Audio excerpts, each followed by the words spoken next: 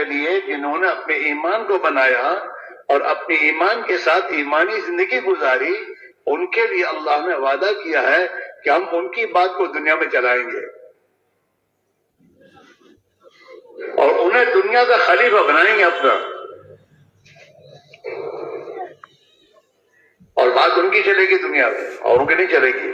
وَلَيُمَكِّنُنَّ لَهُمْ دِينَهُمُ الَّذِي ارْتَضَىٰ لَهُمْ، جو دین ان کے پاس ہے اس دین کو دنیا میں چلائے گا اللہ، وہ زندگی، اور اللہ ان کے خوف کو امن سے بدلے گا۔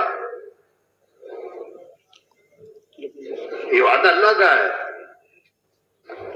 تبلیغ میں یہ کہا جا رہا ہے کہ جو جس شعبے میں ہے، جہاں ہے، بڑا ہے یا چھوٹا ہے، غریب ہے یا مالدار ہے، کہیں بھی رہتا ہے، اللہ کے نبی والی محنت کو اپنی زندگی میں اختیار کر کے اس محنت کے ذریعے اپنے آپ کو وہ زندگی جو صحابہ کی تھی اس زندگی والا بنائے اور دنیا میں اس کو پھیلانے کی محنت کرے۔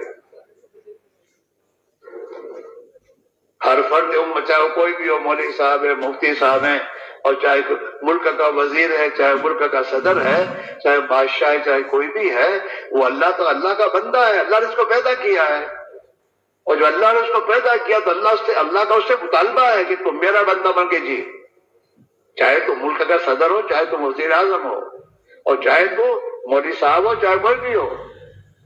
مولوی صاحب کو آزاد تھوڑے ہے کہ مولوی صاحب تو چھوڑ دو، مولوی صاحب سے بھی یہی تقاضا ہے، ہمارے بندے بن کر جیو۔ میں مولوی صاحب کو یہ کہنے کہ تم مولوی صاحب نہیں بنایا ہم نے تم کو، ہم کو تمہیں مولوی صاحب اس لیے بنایا کہ تمہارے بندے بن کر جیو اور ہمارے بندوں کا تعلق ہم سے صحیح کرو۔ ایسے ملک کے صدر کو اللہ نے ملک کا صدر کیوں بنایا ہے؟ تاکہ وہ اللہ کی چلائے دنیا میں، اپنے ملک میں، اپنی ذات سے لے کر اپنی ملک، اپنے رعایا میں اللہ کی بات کو چلائے، تاکہ اللہ کے بندے بن کر جئیں، یہ آپس میں بھائی بھائی بن کے جئیں، دشمن بن کے نہیں۔ اللہ کے نبی نے اپنی امت کو اپنی اخیری زندگی میں اور میرے دوست حجت الوداع کے موقع پر جو خطبہ دیے ہیں، آپ نے بیانات کیے ہیں، ان بیانات میں یہی بات کہی ہے، کونو عباد اللہ اخوانا، وہ اللہ کے بندو بھائی بھائی بن کے جیو، دشمن بن کے مت جیو، بھائی بھائی بنو اور اللہ کے بندے بن کر جیو، آپس میں بھائی بن کے رہو اور اللہ کے بندے بن کے زندگی گزارو۔ یہ کوئی پہچان کی بات تھوڑی ہے، میں انجینئر ہوں، میں ڈاکٹر ہوں یا میں فلاں ہوں، ہم تو اللہ کے بندے ہیں اور اللہ کی بندگی سے بڑا کوئی مقام نہیں ہے، اور اللہ کا بندہ بن گیا تو سب بن جائے گا اس کا۔ ہمیں اللہ نے اپنی اولاد کو اللہ کی بندگی پر ڈالنے کے لیے اولاد دی، ہم کو اللہ نے، ہماری ذمہ داری یہ ہے، اللہ نے جو ہمیں اولاد دی ہے اس اولاد کو دینے کے بعد اللہ کا ہم سے مطالبہ یہ ہے کہ تم اپنے اولاد کو جہنم کی آگ سے بچاؤ، تم اپنے بچوں کو اللہ کی بندگی سکھاؤ، یہ اللہ کے بندے بن کر جیئیں، یہ سب سے پہلے اپنے آپ کو مسلمان بنائیں کہ ہم مسلمان ہیں۔ بچوں کو پیدا ہونے کے بعد سب سے پہلے اللہ نے جو نبی نے جو تعلیم دیا، ان کے کان میں اذان کہو، دونوں کان میں، ایک میں اذان ایک میں اقامت، اور ان کو حق پہلے دن سے ان کے کانوں میں اللہ کی بڑائی، اللہ کی وحدانیت اور اللہ کی عبادت طاعت میں زندگی بننے کا یقین ان کے دلوں میں اتارو۔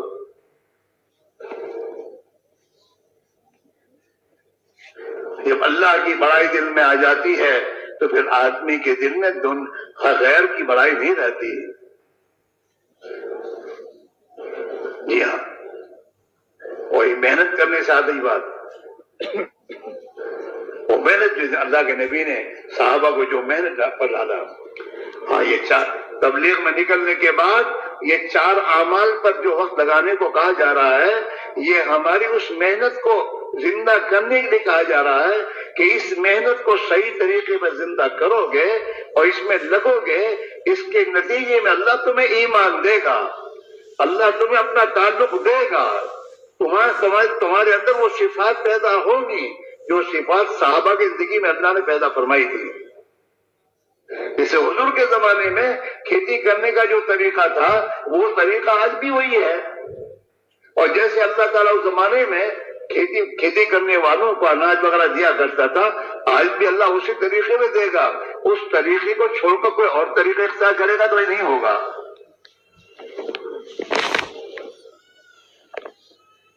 تو ہماری ذات میں، ہماری بئی بچوں میں اور ہمارے محلے والوں میں اور ہماری بستی والوں میں اور پوری دنیا میں اللہ کے نبی والی زندگی، نبی والا فکر، نبی والا درد و غم انسانوں میں، اس امت مسلمہ میں پیدا ہو، اس کے لیے نبی والی محنت کو ہمیں زندہ کرنی ہوگی، اپنی ذات سے، اپنے گھر، اپنے خاندان، اپنی بستی، اپنے محلے کے ایک ایک مسلمان کی زندگی میں، اور ایک ایک مسلمان دنیا بھر میں کہیں بھی جائے، چاہے کمانے جائے، چاہے کسی ملک میں جائے، وہ اللہ کا بندہ بن کر جائے اور اللہ کے نبی کا امتی بن کر جائے۔ پیسے کمانے کا فکر نہ ہو، اس کا فکر یہ ہو میں اللہ کا بندی، یہ اس ملک میں میں اللہ کا نافرمان بن کے نہ جیوں، اس ملک میں میں اللہ کا بندہ بن کر جیوں، اور اس ملک کے رہنے والوں میں اللہ کی بندگی زندہ ہو جائے۔ اس ملک کا رہنے والا اپنی غلط زندگی سے اللہ سے توبہ کر لے۔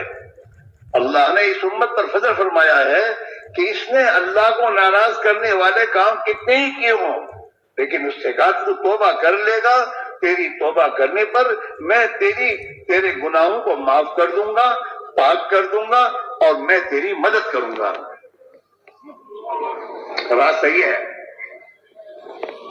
ہمارا یہ جمع ہونا، اجتماع میں آنا، اور میرے دوستوں سردی اور تمام چیزیں برداشت کرنا، یہ تو بات ہے، کوئی اجتماع میں آنے کے بعد آدمی کو راحت سے تھوڑا رہنا ملتا ہے، گھر چھوڑا ہے، گھر کی راحت و حرام چھوڑی ہے، ہاں سب چھوڑ کر آئے ہیں، کیوں؟ ایک عظیم مقصد کے لیے کہ ہمیں اللہ وہ ایمان دے دے جو ایمان صحابہ کو نہ دیا تھا۔ ہمارا عیسیٰ صاحب رحمۃ اللہ علیہ، عبدالوہاب صاحب یہ بات ہمیشہ کہتے تھے کہ بھائی اللہ سے یہ مانگو، اے اللہ جو کچھ تو نے صحابہ کو دیا تھا ہمیں بھی دے دے، محنت کرو اور یہ مانگو، وہ ایمان، وہ اللہ کی عبدیت، وہ اللہ کے نبی کے طریقوں پر زندگی گزارنا، جو کچھ اللہ نے انہیں دیا تھا۔ آپ سوچئے کہ صحابہ کو اللہ نے شرک کی ظلمتوں سے نکال کر اللہ نے توحید کا علم بردار بنایا، اور اپنی عبادت و طاعت کی زندگی میں انہیں خدا نے لطف دیا، ایمان کی حلاوت دی۔ نمازوں میں ان کا جی لگنا شروع ہوا اتنا کہ میدان کاذر دشمن کے سامنے بھی نماز پڑھتے تھے، وہ کہ نماز نہیں چھوٹے گی۔ اللہ نے ان کے لیے نماز کی ترتیب کو بدل دیا، لیکن صحابہ نے نماز پڑھی۔ اب تو انصاف کو دنیا میں قائم کیا، اور قائم ہوا، اور دنیا کا خوف امن سے بدلا، انسانوں کی جان، مال، عزت، آبرو محفوظ ہو گئی۔ اور آج ہمارا حال یہ ہے کہ دن بدن انسان خطرے میں جا رہا ہے، یہ حال ہو رہا ہے، اور یہ اوپر کا فیصلہ ہے، کسی انسان کی یہ نہیں چلتی، اس میں نہ کسی حکومت کے قانون چلتے، وہ تو اسی کا چلتا ہے۔ اعمالکم اموالکم، جیسے تمہارے اعمال ہوں گے خدا تم پر ایسے حکم لائے گا، تمہارے اعمال پر تمہارے حکم آئیں گے۔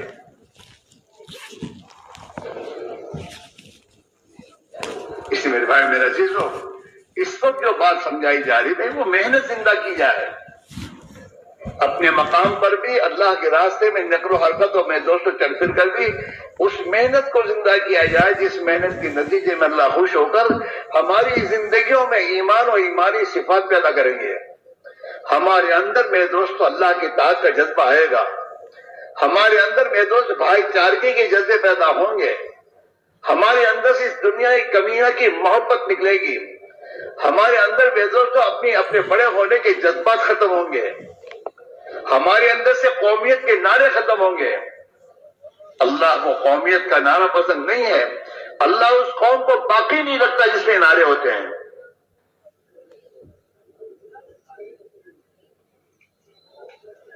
مسلمان کا نعرہ قومیت کا نہیں ہوتا. مسلمان کا نعرہ تو ایک اللہ کے بندے ہونے کا ہوتا ہے کہ ہم تو ایک اللہ کے بندے ہیں اور ہم تو ایک نبی کی امت میں ہیں. فرمایا ان لوگوں کے لیے جنہوں نے اپنے ایمان کو بنایا اور اپنے ایمان اے لوگوں ایک اللہ کو مانو, ایک اللہ کو مانو جیسا کہ وہ اپنی ذات و صفات کے اعتبار سے ہے. اللہ اپنی ذات و صفات کے اعتبار میں یکتا ہے, اس کا کوئی شریک نہیں. ہاں وہ اللہ, اس ایک اللہ کو مانو اور اس ایک اللہ کی مانو تو تم دنیا میں بھی کامیاب ہو جاؤ گے. اور ایک تو اصل زندگی مرنے کے بعد آنے والی ہے, جس زندگی میں ارے یہ فوٹو لینا بند کرو, کیا یہ طرف کھیل بنا رکھا ہے. انہیں روکو, ان کے پاس بیٹھنے والے روکتے بھی نہیں.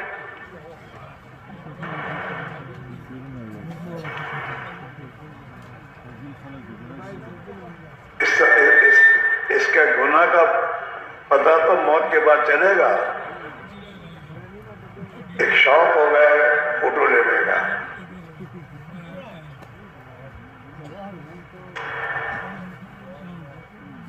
اس لیے میرے بھائی میرے عزیز ہو, پہلی بنیاد یہ ہے جب تک ہمارا دل کا یقین صحیح نہیں ہوگا وہاں تک ہماری سوچ, ہمارا فکر, ہماری زندگی صحیح نہیں ہوگی. زندگی کے صحیح ہونے کا تعلق تو دل سے ہے. دل میں جس کا ڈر آئے گا آدمی اسی کی نافرمانی سے بچے گا. اور دل میں جہاں سے زندگی کے مسائل کا حل سمجھ میں آئے گا آدمی وہیں دوڑے گا. حضرت صحابہ رضی اللہ عنہم اجمعین نے ایمان پر سالہ سال تک محنت کی اور اپنے دل کے یقین کو صحیح بنایا. پہلے دل کا یقین صحیح ہونا چاہیے. جب دل کا یقین صحیح ہوتا ہے تو انسان کے جسم سے نکلنے والے اعمال صحیح ہوتے ہیں. اور جب انسان کے اعمال صحیح ہوتے ہیں تو اللہ تعالیٰ دنیا کے حالات کو صحیح بنا دیتے ہیں. مسئلہ وہاں سے ہے, مسئلہ کسی سے نہیں ہے. اوپر سے فیصلے آتے ہیں سب.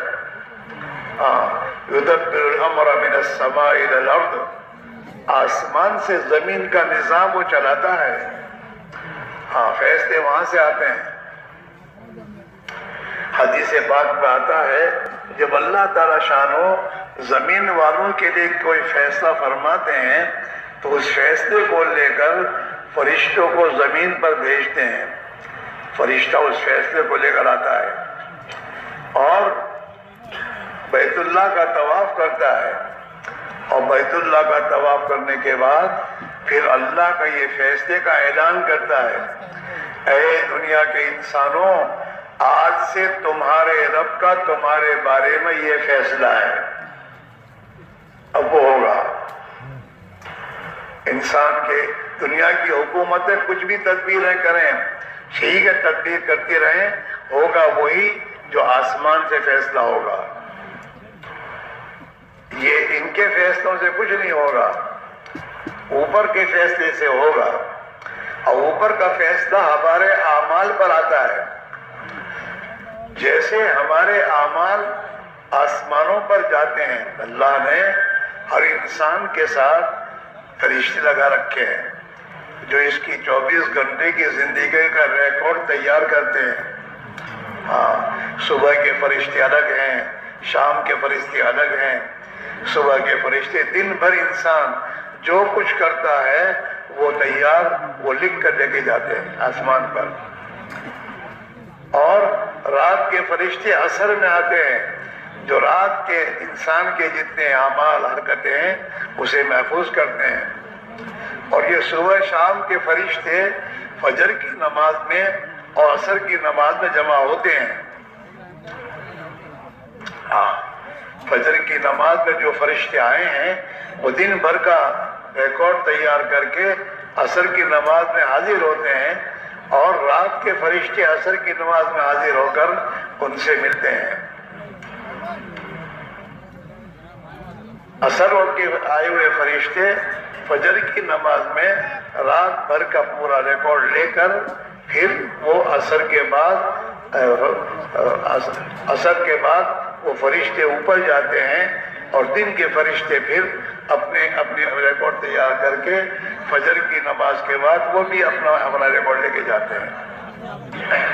اس لیے میرے بھائی، میرے عزیز، وہ مسئلہ یہ نہیں جو لوگ آج دنیا کے لوگ سوچ رہے ہیں، مسئلہ وہ ہے جو نبیوں نے بتایا ہے کہ دنیا کے حالات کا تعلق چیزوں سے نہیں ہے، دنیا کے انسانوں سے نہیں ہے، دنیا کے حالات کا تعلق ایک اللہ کی ذات سے ہے، اور اللہ کا ضابطہ دنیا کے حالات کے بنانے بگاڑنے کا ملک و مال اور دنیا کی ٹیکنالوجی اور دنیا کے علوم اور دنیا کے انسانوں کی جو سوچ ہے وہ نہیں ہے۔ اللہ کے ہاں انسانوں کے حالات کے بنانے اور بگڑنے کا جو اللہ کا ضابطہ ہے وہ انسان کے جسم سے نکلنے والے اعمال ہیں۔ اگر جسم سے نکلنے والے اعمال کیا ہیں؟ انسان کا اپنے جسم کا استعمال، یہی عمل ہے۔ اس کے آنکھ کا دیکھنا، اس کی زبان کا بولنا، اس کے کانوں کا سننا، اس کے دماغ کا سوچنا، اس کے پیروں سے اس کا چلنا، ہاتھ کا ہاتھ سے پکڑنا، یہ تمام اعمال ہیں۔ اور ان اعمال کے اوپر آسمان سے فیصلے آتے ہیں۔ اگر انسان محنت کر کے اپنے جسم کے استعمال کو اللہ کی مرضی کے مطابق استعمال کرنا سیکھ کر اس کے مطابق اپنے آپ کو استعمال کرے گا، اپنی دکان میں، کاروبار میں، اپنے گھر میں، باہر میں، دوستوں اور احباب کے ساتھ، سفر میں، حضر میں، جہاں بھی یہ ہو وہاں یہ اپنے جسم کا استعمال اللہ کی مرضی کے مطابق کرے گا تو اللہ تعالی شان ہو اس کی زندگی کے حالات کو بنا دے گا، چاہے اس کے پاس ملک و مال ہو یا نہ ہو۔ کرنے والے ذات اللہ کی ہے۔ اللہ کے لیے، اللہ کو کرنے کے لیے کوئی دنیا کی چیزیں نہیں چاہیے، وہ تو کسی چیز کے کرنے کا ارادہ کر کے کہ ہو جا تو وہ چیز ہو جائے گی۔ ہاں، اللہ تعالیٰ شاہ نے ابراہیم علیہ السلام کو جب نمرود نے ناراض ہو کر آگ میں ڈالا تو اللہ تعالیٰ نے بس اتنا آگ سے کہہ دیا، اے آگ ٹھنڈی ہو جا، بس تو آگ ٹھنڈی ہو گئی، سلامتی والی ٹھنڈی ہو گئی۔ بس کہنا ہے اذا اراد اللہ شیئا ان یقول له کن فیکون، جب اللہ تعالیٰ کسی چیز کا ارادہ فرماتے ہیں اور کہتے ہیں ہو جا تو ہو جاتی ہے۔ اس لیے وہ کسی چیز کا محتاج نہیں ہے، وہ اپنی قدرت سے انسانوں کے حالات بناتا ہے۔ ہاں، بگڑے ہوئے حالات کو وہی بناتا ہے اور بنے ہوئے حالات کو وہی بگاڑتا ہے، اعمال پر۔ اس لیے میرے دوستو، حضور پاک علیہ السلام نے صحابہ کو پہلے ایمان سکھایا۔ صحابہ فرماتے ہیں تعلمنا الایمان، ہم نے پہلے ایمان سیکھا۔ ایمان کیا سیکھا؟ کہ اپنے دل سے خدا کے ما سوا کا خوف اور تأثر ہم نے نکالا۔ یہ جو 360 بتوں سے ہونے کا تاثر جو ان کے دلوں میں تھا اس کو پہلے نکالا اور ایک اللہ کی ذات عالی کا تاثر دل میں پیدا کیا کہ کرنے دھرنے والی ذات ایک اللہ کی ہے، وہیں سے نفع اور نقصان کا تعلق ہے، اور انسانوں کی زندگی کے بنانے بگاڑنے والا ایک اللہ ہے، اسی کے ہاتھ میں سب کچھ ہے۔ یہ ایمان پہلے بنایا، پھر فرمایا پہلے ہم نے ایمان کو سیکھا، پھر ہم نے قرآن کو سیکھا۔ تعلمنا الایمان ثم تعلمنا القرآن۔ القرآن تو اللہ کا ضابطہ ہے۔ قرآن شریف جو ہے میرے دوستو، یہ تو اللہ کا ضابطہ اور قانون ہے۔ اس قانون اور ضابطے کے اعتبار سے اللہ اپنے پورے دنیا کے نظام کو چلاتا ہے۔ قرآن پاک میں اللہ نے اپنا ضابطہ بتایا، سب کے لیے یہ من عمل صالحا من ذکر او انثى وهو مؤمن فلنحيينه حیاتا طیبہ، کہ جو بھی ایمان والا اپنے ایمان کو بچاتے ہوئے اور بناتے ہوئے اپنی زندگی کو اللہ کے حکموں کے مطابق گزارے گا، نیک عمل کرے گا۔ نیک عمل کے معنی اللہ کے حکم کے مطابق زندگی گزارنا، کمائی اللہ کے حکم کے مطابق ہو، اپنی مرضی کے مطابق کمائی نہ ہو، خرچ اپنی مرضی کے مطابق نہیں، اللہ کی مرضی کے مطابق، کھانا پینا سونا زندگی کا ہر کام اس میں اللہ کی مرضی پر یعنی اللہ کے حکم کے مطابق کرنا۔ جب آدمی اپنے اعمال کو درست کر دیتا ہے اور اللہ کے احکام پر اپنے آپ کو ڈال دیتا ہے اور اطاعت خداوندی پر زندگی گزارتا ہے، تو پھر آسمان سے اللہ کا اس کی زندگی کے بنانے کا فیصلہ آ جاتا ہے، اس کے حالات بنتے ہیں۔ صحابہ نے ایمان سیکھا 11 سال تک مکی زندگی میں، کوئی حکم نہیں تھا۔ مکی زندگی میں آسمان سے قرآن اترتا تھا، ایمانیات کی لائن کا، مغیبات کا، جنت اور جہنم کے تذکروں کا، اللہ کی قدرت کے تذکروں کا۔ وہ قرآن کے اللہ اپنی کتنی بڑی قدرت والا ہے، اللہ نے اپنی قدرت سے دنیا میں کیا کیا اپنی قدرت سے کیا ہے۔ یہ پورے حالات اور یہ پورے اللہ کی قدرت کے واقعات اور جنت اور جہنم جو حقیقی جگہ ہے انسانوں کی موت کے بعد، اس کے تذکرے اور اگلی امتوں کے تذکرے کہ اس امت سے پہلے جو اگلے نبیوں کی امتیں آئیں، انہوں نے جب اللہ کی اطاعت کی تو ان کے ساتھ اللہ نے کیا معاملہ کیا، ان کی زندگی کیسے بنائی۔ یہ قرآن پاک مکہ میں اترتا رہا اور صحابہ اس قرآن پاک کو اپنی تعلیم کے حلقوں میں بیٹھ کر سنتے رہے اور اس کے مذاکرے کرتے ہوئے اپنے اوقات کو گزارتے رہے، یہاں تک کہ یہ اندر دل میں اتر گیا۔ اصل تو دل میں اترنا ہے، جب تک دل میں کوئی چیز نہیں اترتی آدمی کا قدم نہیں اٹھتا۔ ایک آدمی یہاں سے کراچی جانے کے لیے راستہ کسی سے پوچھتا ہے، اسے پتہ نہیں ہوتا، پوچھتا ہے کہ بھائی کراچی جانے کے لیے کیا راستہ، یہ 2-4 راستے ہیں، کون سا راستہ کراچی جائے گا؟ اگر وہ فوراً جواب دے گا کہ بھائی کراچی کے جانے کا راستہ یہ سیدھا راستہ ہے، یہاں سے پہنچ جاؤ گے۔ اب اس نے جواب دیا، اس نے سنا اور یہ بات اس کے دل میں اتری کہ یہ بات صحیح ہے، تو یہ اس راستے پر چلا جائے گا۔ اور اگر اس کے کہنے کے بعد اسے ذرا بھی شک رہا دل میں کہ پتہ نہیں، اس کو پتہ بھی نہیں کیسے کہہ رہا ہے. تو یہ اس کا قدم چلے گا نہیں، پھر دوسرے کو پوچھے گا، یہاں تک کہ اسے اطمینان ہو جائے گا کہ یہ جو بتا رہا ہے وہ صحیح ہے، تو اب یہ چلتا ہے.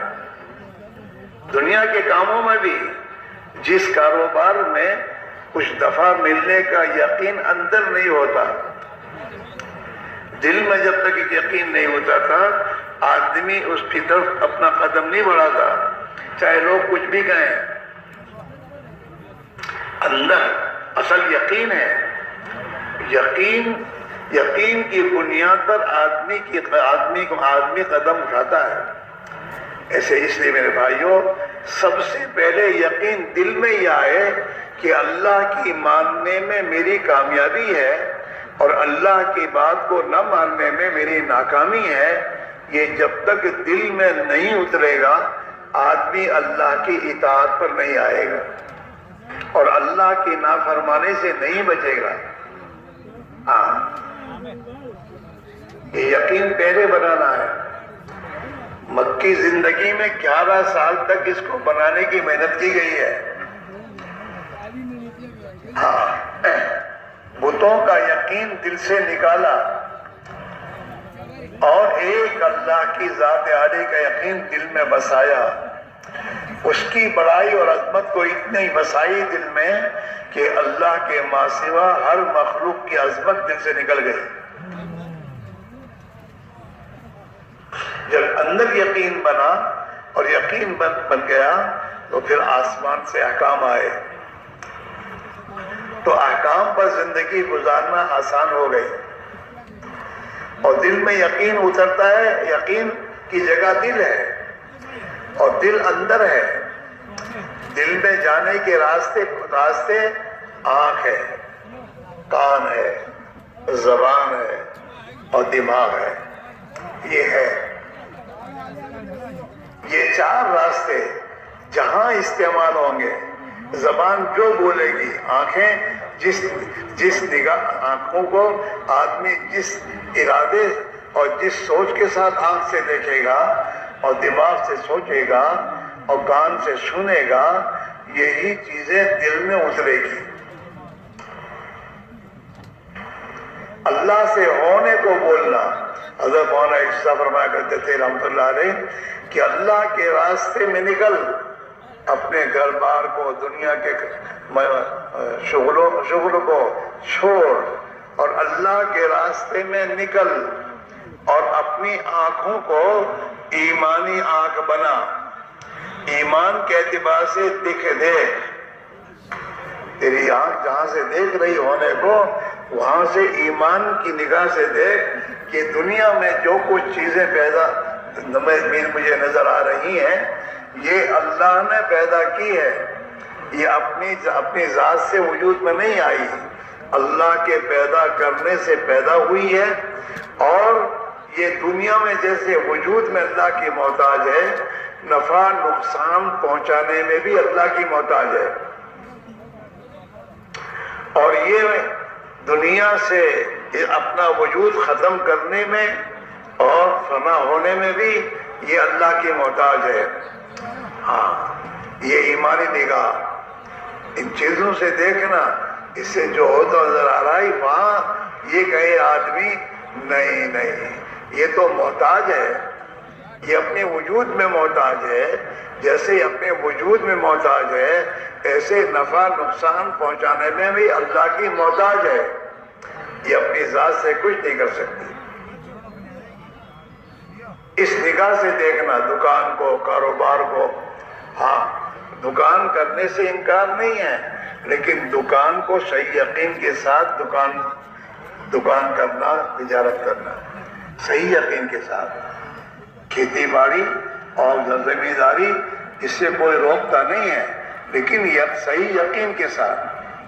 اگر صحیح یقین کے ساتھ یہ چلے گا تو پھر دکان میں جھوٹ نہیں بولے گا. اللہ نے منع کیا ہے، جھوٹ نہیں بولے گا. اپنے کاروبار میں غلط کام نہیں کرے گا، خیانت نہیں کرے گا، ناپ تول میں کمی نہیں کرے گا. اللہ نے منع کیا ہے. ہاں، اس لیے میرے بھائیوں، میرے عزیزوں، اپنی زندگی کے ہر موقع پر آدمی اللہ کی اطاعت پر آئے گا جب اس کے اندر یقین یہ بنے گا کہ اللہ کے ہاتھ میں سب کچھ ہے اور اللہ ہی حالات کے بنانے والا ہے اور اللہ ہی کی قدرت سے دنیا میں ہو رہا ہے. میں اللہ کی مانوں گا، اللہ میری زندگی بنائے گا اور میں اللہ کی نافرمانی کروں گا، اللہ میری زندگی اجاڑے گا. یہ یقین اندر اتر جائے، یہ اس کی محنت ہے. ابھی ہم اپنے ماحول میں یہ اللہ کے غیر کو بول رہے ہیں، ہماری آپس کی باتیں، فلاں سے ہوگا، فلاں کرے گا، یوں ہوگا، یوں ہوگا، یہ نہیں، اللہ کریں گے. اللہ کی قدرت سے ہوتا ہے. اللہ اپنی ذات اور صفات کے اعتبار سے سب سے بڑا ہے اور سب اس کے تابع ہے. یہ آدمی اللہ کے راستے میں نکل کر ایمان کو بولنے کی مشق کرے. ہاں، تعلیم کے حلقوں میں بیٹھ کر اسی کو سنیں اور تنہائی میں بیٹھ کر اسی کو سوچیں، اللہ کی قدرت کو، کہ اللہ کتنی بڑی قدرت والا ہے. اس نے کروڑوں کروڑ انسانوں کو اپنی قدرت سے بنایا، پیدا کیا ہے اور کسی ایک کی شکل دوسرے سے ملتی نہیں ہے. بڑی قدرت والا ہے. اللہ نے اتنے بڑے آسمان کو اپنی قدرت سے تھام رکھا ہے اور وہ اتنا بڑا آسمان بغیر ستون کے اوپر اٹھا ہوا ہے. اپنی زمیندار اپنی زمین میں جائے تو اللہ کی قدرت کو سوچے کہ اللہ نے اپنی قدرت سے اس زمین کو پھاڑا اور اس میں سے بیج کو نکالا باہر، اور اس زمین کے ذریعے میں نے تھوڑے دانے ڈالے تھے، اس کو کئی گنا بنا کر اسی نے دیا. وہ کر رہا ہے. اسی زمین میں گیہوں ہے، اس کا مزہ الگ ہے. اسی زمین میں چاول ہے، چاول کا مزہ الگ ہے. اسی میں باجرہ ہے، اس کا ذائقہ الگ ہے. ایک ہی زمین ہے، ایک ہی پانی ہے، ہوا دھوپ سب ایک ہی ہے، لیکن تمام کی شکلیں الگ ہیں، تمام کے ذائقے الگ ہیں. یہ میرے اللہ کی قدرت ہے. اس سے ایمان بنتا ہے. یہ جو دوستوں دعوت و تبلیغ کی محنت کے ذریعے کہا جا رہا ہے کہ حضور پاک علیہ الصلوۃ والسلام پوری دنیا کے انسانوں کے یقین اور ایمان بننے کے لیے جو محنت آپ لائے ہیں، اس محنت کو زندہ کیا جائے. اس محنت کو زندہ کرنا ہے. ہاں، اور یہ 4 اعمال ہیں. آپ کی محنت کے اعمال 4 ہیں. دعوت اللہ، اپنی زبان سے اللہ کی بڑائی اور اللہ کی یکتائی کو بولنا. ہاں، اسے بولو، اسے سنو، اسے سوچو. ہاں، تاکہ یہ اندر اترے. اللہ کی ذات و صفات کا یقین. ہاں، دل اصل دل ہے. دل جہاں ہوتا ہے نا، آدمی وہی جاتا ہے. ہاں، دل جہاں ہو وہی آدمی کا قدم اٹھتا ہے. میرے بھائیوں، دل میں جب تک اللہ کی ذات و صفات کا یقین نہیں آئے گا اور ہمارا یقین صحیح نہیں ہو. آج ہماری زندگیاں جو بگڑی ہوئی ہیں اس لیے کہ ہمارے دل کا یقین بگڑا ہوا ہے. مال سے ہوگا، پیسوں سے ہوگا. اب یہ یقین جب دل میں آ گیا ہے تو آدمی مال کو حاصل کرنے کے لیے جو بھی کرنا ہوگا کر لے گا.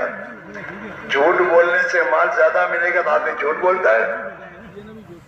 ہاں،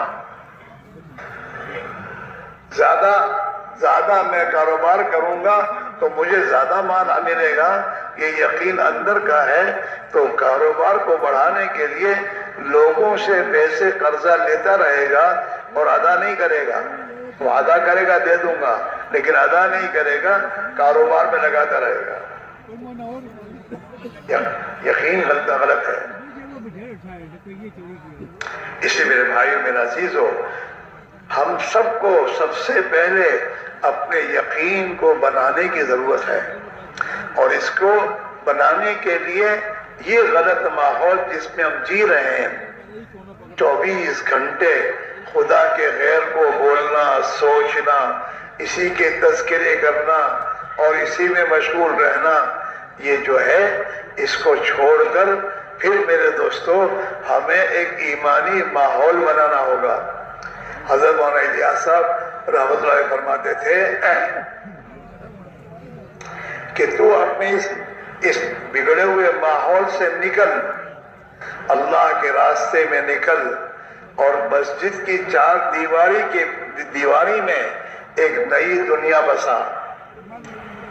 نئی دنیا بسا، اور اس دنیا میں ایمان کو بول، اللہ کو بول، آخرت کو بول، موت اور مرنے کے بعد کی زندگی کو بول، اسی کو سن، اسی کی دعوت دے، اور اسی میں آپس میں اس کو بیٹھ کر سوچو، جس سے تیرے اندر کا یقین صحیح ہوگا.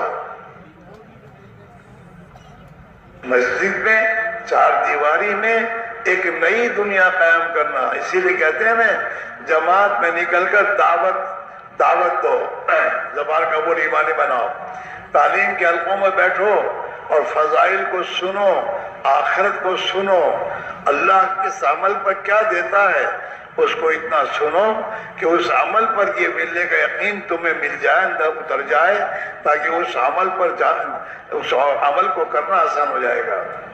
آخرت آج ہمارے ہم آخرت کو بھول چکے ہیں، اور موت کو ہم نے بلا رکھا ہے. دن بھر میں ہم 5-10 مرتبہ بھی موت کو نہیں بولتے کہ بھئی ایک دن مرنا ہے، اور مر کر اللہ کے سامنے جواب دینا ہے، اور اعمال پر آخرت کا مسئلہ ہے، یا تو ہمیشہ کی جنت ہے یا ہمیشہ کی جہنم ہے. اس کا تعلق اعمال سے ہے، اور اعمال کے لیے اللہ نے دنیا کی زندگی دی ہے عمل بنانے کے لیے. اس کے علاوہ کوئی دوسری زندگی نہیں ملے گی. اور عمل بنانے کے لیے حضور پاک علیہ الصلوۃ والسلام نے اپنی امت کو طریقے دیے ہیں. آپ نے کاروبار سے نہیں روکا، لیکن کاروبار عمل بن جائے، اب ہماری نجات کا ذریعہ بن جائے، اور کاروبار سے آدمی اللہ کا تعلق حاصل کر لے. اس کے لیے آپ نے کاروبار کرنے کا طریقہ بتایا، امانتداری کے ساتھ، سچائی کے ساتھ تجارت کرنا، اور اس کے طریقے آپ نے امت کو سمجھائے. ایسے زندگی کا ہر کام آپ نے اس کا طریقہ بتایا. وہ طریقہ اگر اس کام میں آ جائے گا تو وہ کام عبادت بن جائے گا. ہمارا کمانا بھی عبادت بن سکتا ہے، بشرطے کہ صحیح یقین کے ساتھ اور حضور والے طریقے کے ساتھ ہم اس کام کو کریں گے تو وہ کام ہمارا عبادت ہے. ہمارا بال بچوں کی پرورش کرنا یہ عبادت ہے. ہاں، ہمارا اپنے دوستوں کے ساتھ بیٹھنا اور ان کے ساتھ دین کے تذکرے کرنا اور ان کے ساتھ آخرت کی فکر کی باتیں کرنا یا ایک دوسرے کی خیر خواہی کی باتیں کرنا، یہ بھی عبادت ہے. ہمارا ہر عمل عبادت بن سکتا ہے. یہ اللہ کے راہ میں نکلنے کے معنی یہی میرے بھائیوں، اللہ کے راستے میں نکل کر اپنے ایمان کو اتنا بنائیں کہ وہ ایمان ہمیں اپنے بچے کو دنیا کا نقصان اس لیے ہے، لیکن دین کا نقصان ہو رہا ہے. نماز چھوڑتا ہے، غلط دوستوں کے ساتھ زندگی گزار رہا ہے، اللہ کے احکام کو توڑ رہا ہے. اور پھر ابا نماز پڑھ رہے ہیں، اپنی تہجد اٹھ رہے ہیں، ابا تہجد پڑھ کے اٹھتے ہیں اور بچہ فرض نماز کے نہیں اٹھتا، اور ابا کو آرام سے کھانا پینا نصیب ہے، اسی ماں ابا مطمئن ہے کیا کریں اولاد نہیں مانتی، کیا کرے اولاد نہیں مانتی، اولاد کو منوانے کے راستے اختیار کرنے پڑتے ہوتے ہیں. اسی کو سمجھنا ہے. تبلیغ میں نکل کر یہ سیکھنا ہے کہ گھر میں کیسے محنت کرنی ہے، بچوں کو، جوان بچوں کو کیسے سمجھانا، اپنی فیکٹری میں جو مسلمان نوکر میرے ہیں ان نوکروں کے ساتھ کیسے محنت کرنی. یہ پوری چیز میں دوستو اللہ کی بات، اللہ کی دین کی بات کو حکمت کے ساتھ کہنا سیکھنا پڑے گا. ہاں، جوان بچے غصے سے نہیں مانیں گے. جوانی کی طاقت ہے، کہے کہ ہم چلے جاتے، چلو تمہارا گھر تمہارے پاس، کیا کرو گے. لیکن جوان بچہ ہے، بچہ ہمارا ہے، اس میں کچھ نہ کچھ اندر غیرت ہوگی. اس بچے کو پیار محبت سے اور عاجزی اور منت سماجت سے اگر ابا سمجھائے گا تو یہ بچہ ایک دن سوچ میں مجبور ہوگا کہ میرا باپ میری اتنی خوشامد کر رہا ہے. اس کی ماں کو کہے گی باپ تیرا باپ ہے، تیرے سامنے ہاتھ جوڑ رہا ہے اور تیرے سامنے رو رہا ہے، وہ پھر بھی نہیں مانتا. تو مجبور ہوگا، وہ بیٹا مجبور ہوگا سوچنے پر. ایک تو مطلب کہنے سے کام نہیں چلتا. ہاں، جیسے بیمار بچہ ہوتا ہے دوا نہیں پیتا تو آپ غصہ ہو کے دوا پلاتے ہو نا. دوا تو کڑوی ہے، سمجھانا پڑتا ہے. چھوٹے بچوں کو بھی سمجھا کے پلاتی ماں، دوا پلاتی. لیکن ایسی یہ بیماریاں ہیں، روحانی بیماریاں ہیں. نماز نہ پڑھنا، جھوٹ بولنا اور خدا کے احکام کو توڑنا، راتوں کو دیر سے سونا اور دیر سے سو کر پھر صبح نہ اٹھنا، یہ سب بیماریاں ہیں. ان بیماریوں کا علاج کرنا ہوگا. بھائی اس کو بند کرو نا. میرے بھائی ابھی تو میں نے کہا تھا کہ خدا کے لیے اس کو جیب میں رکھ، اللہ تجھے صحیح سمجھتے میرے بھائی.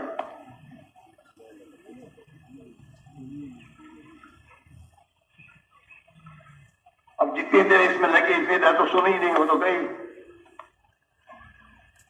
اور اس میں جو لیا اللہ کے یہاں گناہ لکھا گیا.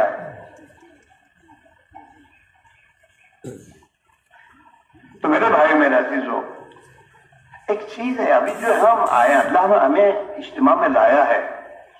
اجتماع میں میرے دوستوں بیٹھے سنے اور چلے گئے اس کے لیے نہیں ہے.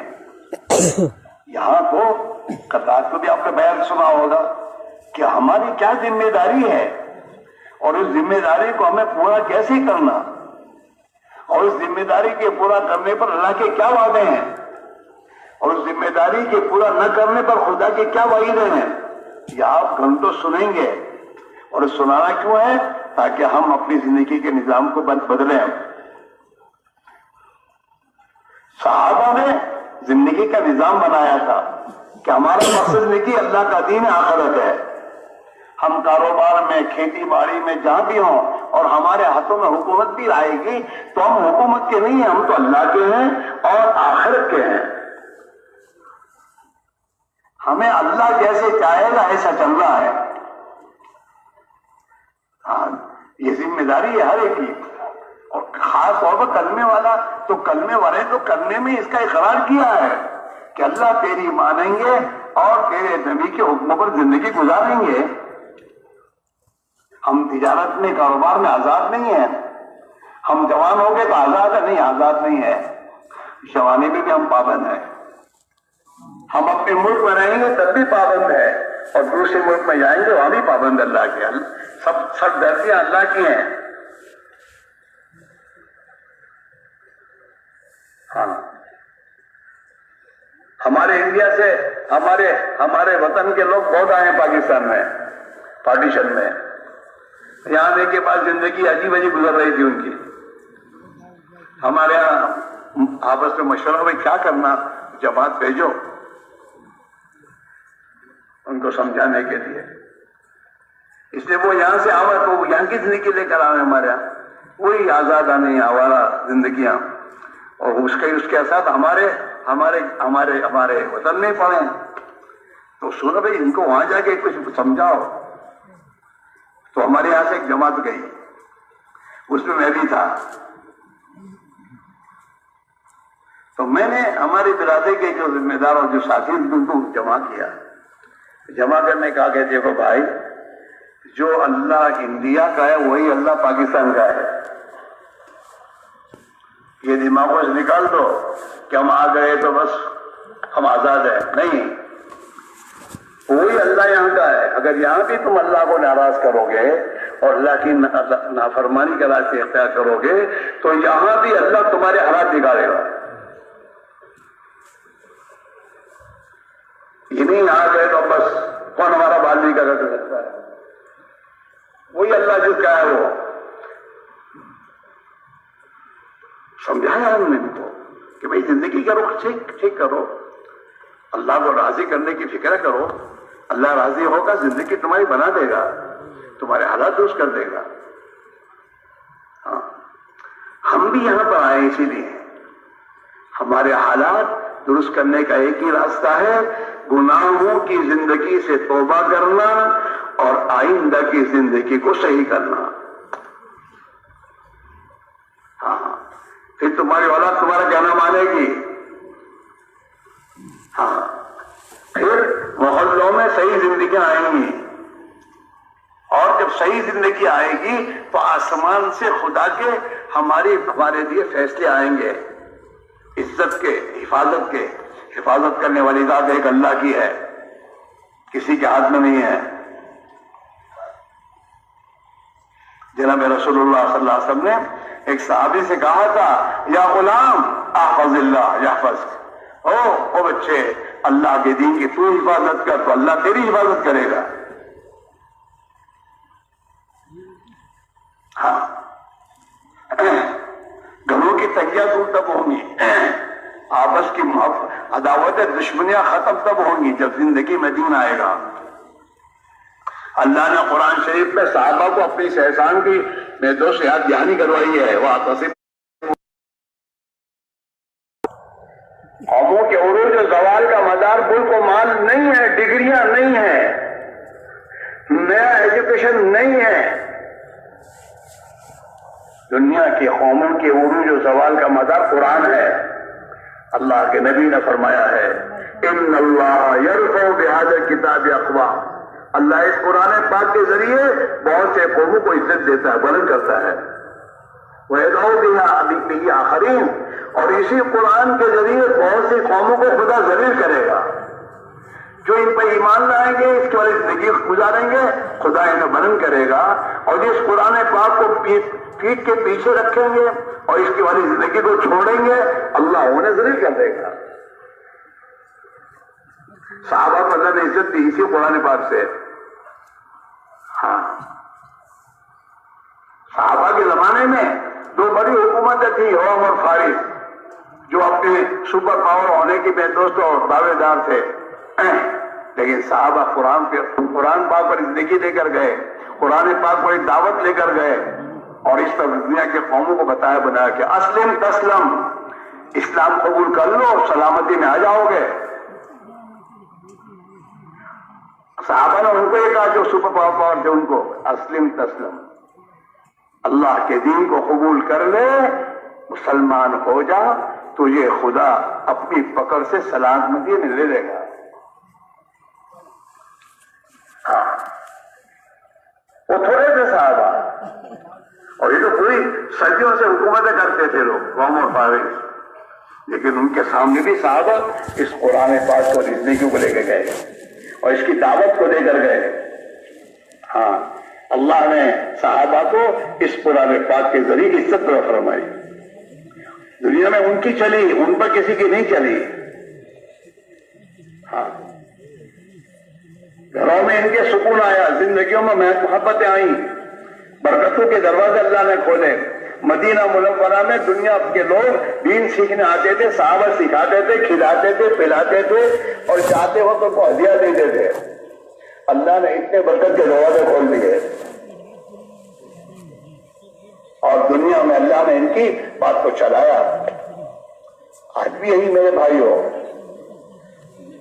ہاں صرف سننے پر بات نہ رکھو، صحابہ کی طرح زندگی کا نظام بنانا پڑے گا کہ جان اور مال اللہ کے دین کے لیے ہے، اس پہ لگانا ہے، صرف مال نہیں۔